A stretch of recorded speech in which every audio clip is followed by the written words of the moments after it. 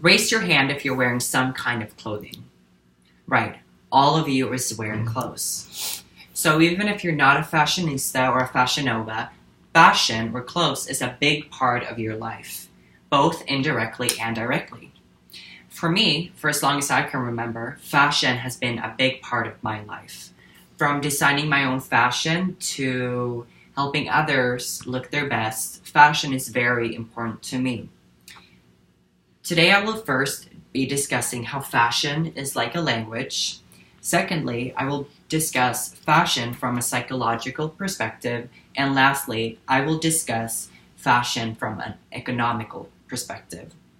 And hopefully by the end of this speech, you will see that even if fashion isn't important to you, you are important to fashion. Fashion is a language, and it's a language because fashion is a way for people to express their identity and personalities. According to the Merriam-Webster, the definition of language is that it's a systematic means of communicating ideas or feelings. Keyword communicating. Just like people use languages to express themselves, so can one do with fashion. And just like when we travel to other countries and we discover new languages, we discover new fashion. According to the stylist Laura Hunt and Tanya Bernadette, who's a fashion marketing graduate from the Art Institute of Seattle, people dress differently for different occasions.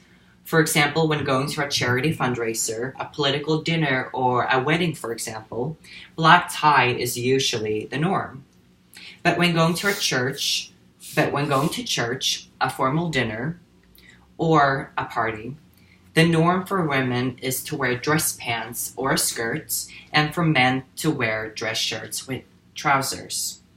Hunt and Bernadette says that both sexes should avoid wearing denim, tennis shoes, and cotton tees, as this is seen as less formal. But why is jeans seen as less formal, and why wouldn't you wear jeans to a job interview, for example? Well, just like with languages, we want to communicate and send out a message, and we can do that by what we wear. By wearing formal wear to a job interview, a person shows that he or she is serious about the job that they're requiring.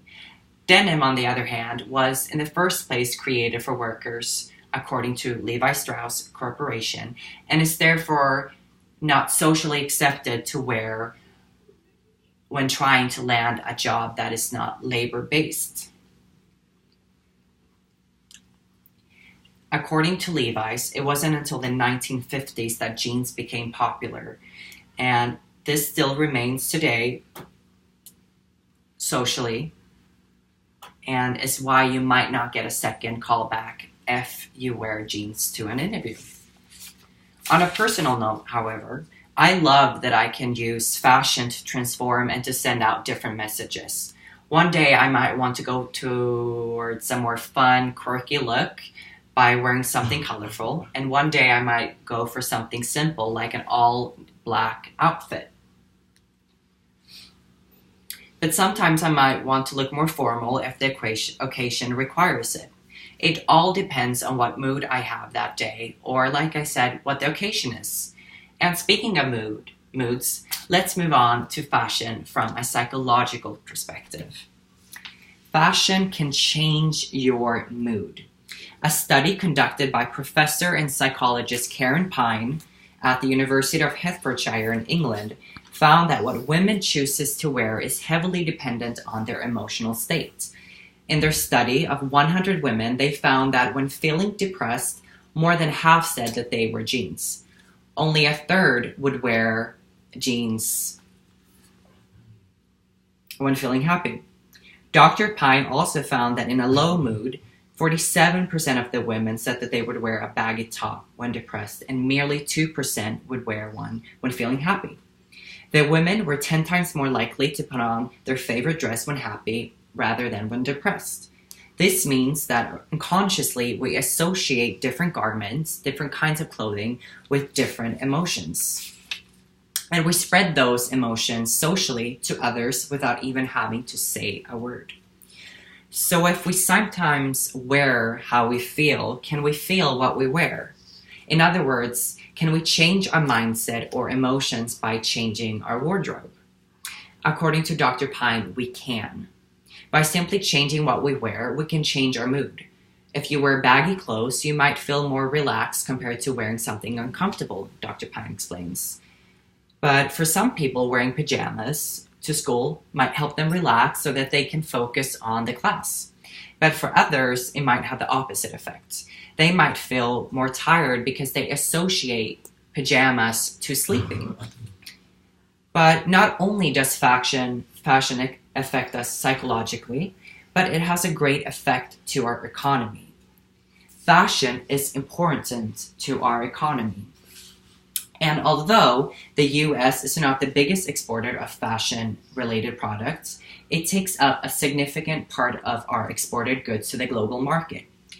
According to the Bureau of Labor, exports of American textile and clothing adds up to $22.9 billion, and exports of footwear and headwear adds up to $1.14 billion. The US is also the largest importer of fashion-related products. In 2016, we imported according to a 2016 fashion industry report by the Democratic staff of the Joint Economic Committee, over 1/3 of our imports came from China at 34%, and Vietnamese imports was at 13%, imports from Bangladesh at 6%, and Indonesian imports also at 6%, and lastly, Indian imports at 5%. This means that fashion also creates jobs. And according to the GEC Democratic and the Bureau of Labor, 1.8 million people work for apparel retailers. In the past 10 years, jobs associated with fashion has grown by 50%, creating more jobs and opportunity to our workforce and in our society. All of those exports and imports is how Americans spent $380 million on fashion-related goods in 2015. So now we have discussed how fashion is an unspoken language that has more effect on our society than one might think. I've also explained how fashion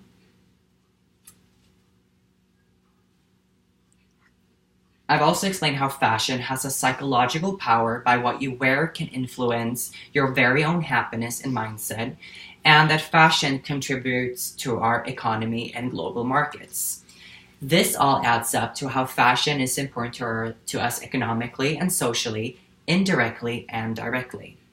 But even if you don't put a lot of effort into your fashion choices, which is totally fine, just remember that what you wear is more than just fabric covering your body. It represents hours and hours of work, of hard work, whether it's at a fashion house in Paris or at a factory in China.